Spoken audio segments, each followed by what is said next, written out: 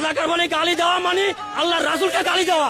আমার দেশে কতগুলা রাজাকার বলে গালি যায়, ওদের জিভের টানি বাইর করে কাজে পালান। যে মানব সন্ধানের রাজাকার বলে গালি দিবে সুস্থ করছে, তার জিভের টানি বাইর করে কাজে পালান। রাজাকার বলে যে গালি দেন, গালি দেন কাকে দেন?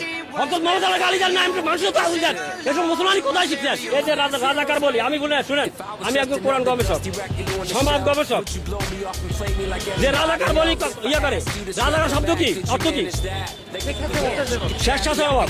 পৃথিবীর যে সবথেকে নিখুঁত স্বেচ্ছাসেবক কে ছিলেন? উত্তর দেন।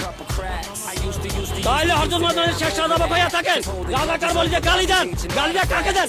হযরত মুহাম্মদ গালি দেন না, মানুষের তো গালি দেন। এসব মুসলমানই কোথায় শিখছেন?